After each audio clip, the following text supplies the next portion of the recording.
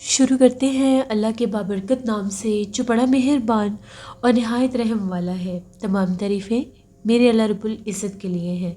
अस्सलाम वालेकुम लिसनर्स, मैं हूँ आप लोगों की host Nausheen. Welcome to my channel horror कहानी टीवी। आई होप आप सब लोग खैरियत से होंगे, जहाँ होंगे खुश होंगे। आज आप लोगों के लिए मैं वेरी इंटरेस्टिंग हॉरर स्टोरीज़ लाई हूँ जिन्हें आप लोग बहुत पसंद करेंगे। आज की पहली खौफनाक कहानी वकास अहमद शेयर कर रहे हैं मैनचेस्टर से। वकास कहते हैं कि आज आपके साथ लाइबा नामी खातून की कहानी शेयर करना चाहता हूँ। लाइबा ब्लैकपूल यूके की रहने वाली थी और वो कहती है कि आज से 25 साल पहले जब मेरी शादी हुई तो हम लोग यहाँ पर शिफ्ट हुए। शादी के बाद मैंने यहाँ पर जॉब स्टार्ट की तो एक प्राइवेट क्लिनिक था, वहाँ पर मुझे जॉब मिल गई। मैं वहाँ पर एज अ रिसेप्शनिस्ट थी, तो रिसेप्शन पर ही मेरा सारा काम होता था। सम टाइम ऐसा होता था कि मेरी जो जॉब टाइमिंग थी, मुझे उस ओवर वर्क भी करना पड़ता था, ओवर टाइम भी लगाना पड़ता था, क्योंकि बाज़ औक़ात डॉक्टर्स की जो मीटिंग्स और अपॉइंटमेंट होती थी वो काफ़ी लेट हो जाती थी। इसी तरह एक इवनिंग की बात है, मेरा जॉब टाइम ख़त्म हो चुका था, मैं ओवर टाइम में काम कर रही थी। तो अभी एक लास्ट में बिल्कुल डॉक्टर थे, अभी उन्होंने कुछ पेशेंट्स को विज़िट करना था। पहले उनकी मीटिंग चलती रही, मीटिंग के बाद फिर उनके कुछ पेशेंट्स थे जिनको वो अभी अटेंड कर रहे थे। तो बिल्कुल लास्ट में भी काम चल रहा था तो एक और पेशेंट आए, एक खातून थी और साथ उनके एक बच्चा सा था। श्रीलंका के वो डॉक्टर थे। तो वो लोग चली गई अंदर। अभी उनको गए हुए 5 मिनट भी नहीं गुजरे, मुझे डॉक्टर के चीखने चिल्लाने की आवाज़ आने लगी। मैंने जब इतना शोर शराबा सुना, मैं तो बहुत डर गई। मैं भागती हुई अंदर गई तो जो डॉक्टर साहब थे वो बेहोश पड़े थे। ना वहाँ पर वो पेशेंट थे, ना बच्चा, ना औरत। मैंने सारा क्लिनिक छान मारा, वो कहीं पर भी नहीं थे।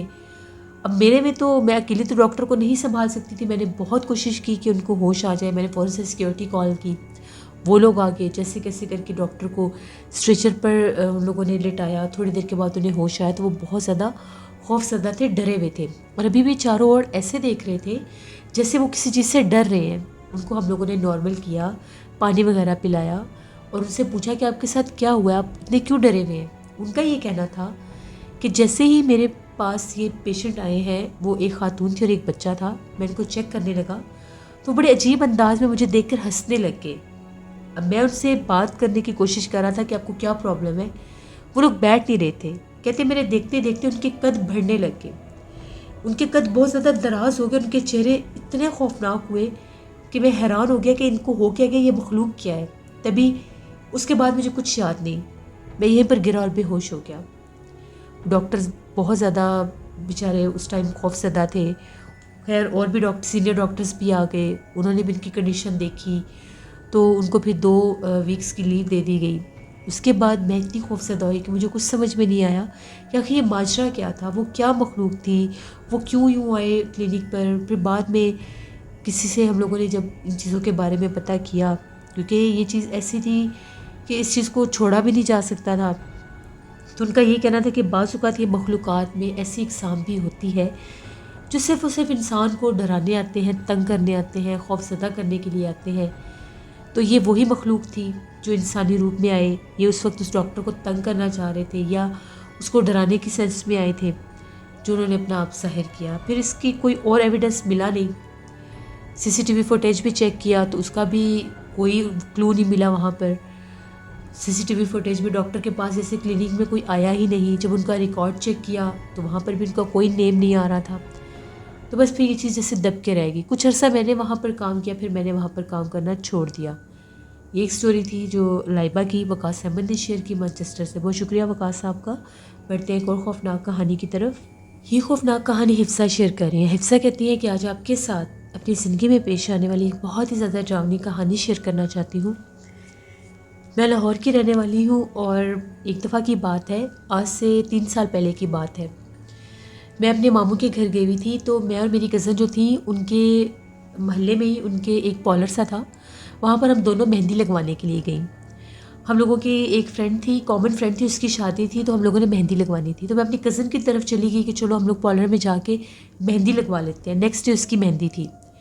हम लोग जब पार्लर में गई तो वहाँ पर बहुत ज़्यादा रश था। हम लोग मगरिब के टाइम गई, हमें वहाँ पर बैठे बैठे 10 बज गए। घर से बार बार फ़ोन आ रहे थे तो हम उनको यही कह रहे थे कि हम लोग मेहंदी लगवा के आएंगे, पार्लर में बहुत ज़्यादा रश है। खैर वो लोग फ्री होने के बाद उन लोगों ने हमें मेहंदी लगाई। तो मेहंदी लगाते लगाते 11 बज गए। अब वो जो पॉलर था उनके घर की बैक साइड बनती थी, यानी वो गली काफ़ी लंबी थी, तो तकरीबन 2 गलियाँ कर लें। वो लोग पहले भी आते जाते थे, कोई नई बात नहीं थी। काफ़ी रौनक वाली जगह थी जहाँ पर उनका वो ना महल्ला सा था जो। अब वहाँ से जब हम लोग पॉलर से निकली, हम लोगों ने मेहंदी लगवाई हुई, हम लोग पॉलर से निकली, तो मेरी कज़न कहने लगी अगली तरफ से चलते हैं, उस तरफ से एक शॉर्टकट है तो वहाँ से हम घर जल्दी पहुँच जाएंगे, यहाँ से हमें फिर पूरी गली क्रॉस करनी पड़ेगी। हम लोग जब वो अगली तरफ से टर्न होकर गई तो वो भी एक गली थी, लेकिन वो एक गली थी, आगे से वो 2 रास्ते थे उसके, यानी हम लोगों ने राइट साइड वाली तरफ जाना था, फिर आगे से उनका घर स्टार्ट हो जाना था। हम लोग उस तरफ से इसलिए नहीं आए थे कि शाम के टाइम वो चौक सा था, वहाँ पर रश बहुत रहता था। हम लोग जब उस तरफ जाने लगी तो जैसे ही हम लोग उस गली में दाखिल हुई तो हम लोग देखते हैं कि वहाँ पर ना एक औरत बैठी हुई थी, बिल्कुल एक कोना सा था, वहाँ पर एक औरत बैठी हुई थी, अजीबोगरीब से कपड़े पहने हुए थे। हम लोग आपस में बातें करते हुए उसके पास से गुजरी। जैसे हम उसके पास से गुजरी, हमें ऐसा लगा कि जैसे वो हमारे पीछे पीछे चल रही है। वो पाँव घसीट कर, एक पाँव घसीट कर चल रही थी, जैसे उसके पाँव पर चोट लगी है या क्या। हम लोगों ने पीछे पलट कर देखा, वो बहुत ज़्यादा खौफनाक सी थी। ऐसे उसका चेहरा, उसके बाल, उसके एक्सप्रेशंस थे जैसे वो एबनॉर्मल है। हम लोगों को लगा कि शायद ये कोई पागल है तो कोई हम लोगों के ऊपर हमला ना कर दे। हम लोगों ने उसको कहा कि क्या है, हमारे पीछे क्यों आ रही हो, इतना हमने उसको कह दिया। वो अजीबोगरीब आवाज़ें निकालने लगी, बड़े गंदे से उसके कपड़े थे, बड़ा गंदा सा हुलिया था। हमारे पीछे पीछे फिर चलती आ रही। हम लोगों ने यहाँ तक कि गली ख़त्म होगी, वो हमारे पीछे पीछे ही आ रही थी। अब वहाँ पर कोई हमें नज़र नहीं आया कि हम किसी को बता सकें कि हमारे पीछे आ रही है। जैसे ही हम लोग थोड़े से तेज़ कदमों में चलने लगे, वो और तेज़ होगी, यहाँ तक कि ऐसा लगा कि जैसे वो बाकायदा हमारे ऊपर हमला करने लगी है। मेरी कज़न को ऐसा लगा जैसे उसके बाल पकड़े हैं। वो चीख मारकर थोड़ा सा आगे हटी तो मैं भी उसके पीछे भागी। इतने में वो और हमारे करीब आ गई। वो बहुत ज़्यादा भयानक सी थी। सामने एक मेडिकल स्टोर था, हम लोग डर के वहाँ पर भागी। हमने उनको ये कहा कि ये एक औरत हमारे पीछे लगी है, तो ये हमारे ऊपर हमला कर रही है, हमें मारने की कोशिश कर रही है। वहाँ पर 2-3 आदमी थे। जब उन लोगों ने देखा, वो फ़ौरन बाहर भागे। जिस तरफ वो औरत खड़ी थी वहाँ पर एक दरख्त भी था और साथ कचरा कुंडी भी थी। वो औरत जो थी वो कचरा कुंडी की तरफ चली गई। हमने बताया कि यही औरत है, ये कब से हमारे पीछे लगी हुई है और हमें ये डरा रही है, हमें हमला कर रही है हमारे ऊपर। वो आदमी जो थे, उन लोगों ने वहाँ से एक स्टिक सी उठाई कि हम इसको डरा कर यहाँ से भगाते हैं। वो लोग जैसे ही उस कचरा कुंडी के पास गए, दरख्त के पास गए, वहाँ पर वो लोग उसको आवाज़ें दे रहे थे। वहाँ से उनको ना बहुत अजीब सी आवाज़ें आ रही थी, जैसे कोई रो रहा है और हंस रहा है। उन लोगों ने कहा कि यहाँ पर ही बैठिए, यहाँ पर ही बैठिए। उनको देखते देखते 2-3 बाइक वाले भी खड़े हो गए।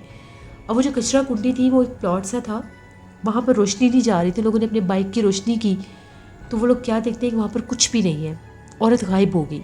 बंद प्लॉट में वो औरत गायब हो गई। उन लोगों ने शोर मचा दिया कि भी यहाँ पर औरत थी, वो औरत तो गायब हो गई है, यहाँ पर है ही नहीं। 2 आदमी बाकायदा मोबाइल ऑन करके, टॉर्च ऑन करके आगे गए, पूरे प्लॉट को विज़िट किया। कहीं आने जाने की जगह नहीं थी। वो औरत कहाँ गई कोई नहीं जानता। जब वो लोग वापस आए, उनको ऐसा लगा कि जैसे पीछे से उनके ऊपर किसी ने पत्थर फेंके हैं। वो डर के बाहर निकले। उन लोगों ने ये कहा कि ये कोई और मखलूक है, ये कोई इंसान नहीं था। हम लोगों को उन्होंने ये कहा कि आप लोगों का जहाँ भी घर है आप लोग जल्दी जाएँ। वो मेरे अब्बू को जानते थे अंकल। हम लोग जल्दी से अपने घर आई। हम लोग तो इतना डरी हुई थी कि हम लोगों के साथ ये हो क्या गया है। मुमानी भी बड़ी परेशान, सब मेरी कज़न को बहुत सा बुखार, मुझे भी बुखार हो गया। इतना हम लोग डरे। नेक्स्ट डे कज़न की, हम लोगों की फ्रेंड की शादी थी, वहाँ पर हम लोगों ने जाना था, लेकिन हम लोग इतनी खौफज़दा थी, इतनी तबीयत ख़राब हुई कि हम लोग उसकी शादी में भी नहीं जा सके। मेरे मामू जो थे उस सारी जगह का विज़िट करके आए। नेक्स्ट डे सारा कुछ पता करवाया, वहाँ से पता चला तो उनका ये कहना था कि ये वो जो पूरी गली थी जिस तरफ से हम लोग आए थे, वो वाली गली और ये कचरा कुंडी तक, वो कहते हैं कि यहाँ पर बहुत ज़्यादा जिन्नात हैं। अक्सर रात को मगरिब के बाद, यानी जब अंधेरा हो जाता है, तो रात को अक्सर इस गली में आवाज़ें भी आती हैं और अक्सर वहाँ पर ऐसी मखलूक़ात दिखाई देती हैं। कभी कोई छोटी सी बच्ची भागती हुई नज़र आती है और कभी ऐसा लगता है कि जैसे कोई औरत है। बच्ची का भी यही हुलिया होता है जो औरत का हुलिया होता है, और वो वहाँ पर उस कचरा कुंडी के पास आकर गायब हो जाती है। वो मेडिकल स्टोर वाले उस कचरा कुंडी से दूर थे, आगे थे। उन लोगों का ये कहना था कि हमें आज तक, हम लोगों ने कभी इस तरफ ध्यान नहीं दिया शायद, लेकिन कभी कभी देर रात के यहाँ से आवाज़ें आती हैं तो हम लोग यही समझते हैं जैसे घरों से आवाज़ें आ रही हैं। हम लोग तो इतना डरी। उसके बाद कभी भी हम लोग उस साइड पर नहीं गए। ये हम लोगों की एक कहानी थी जो मैंने आपके साथ शेयर की। बहुत शुक्रिया हफ्सा आपका। जैसे ये थी आज की कुछ हॉरर स्टोरीज़। अपना फीडबैक मुझे ज़रूर दें, आप लोगों को कैसी लगी। आप लोग भी अपनी हॉरर स्टोरीज़ शेयर कर सकते हैं डिस्क्रिप्शन बॉक्स में दिए गए ईमेल आईडी dusheermir57@gmail.com पर। इसके अलावा आप लोग मुझे कमेंट बॉक्स में भी स्टोरी शेयर कर सकते हैं। अपना बहुत सा ख्याल रखिएगा। अपनी ज़रूरत दुआओं में मुझे, मेरी फैमिली को ज़रूर याद रखिएगा। Thank you for listening my stories. Stay blessed. अल्लाह निगहबान।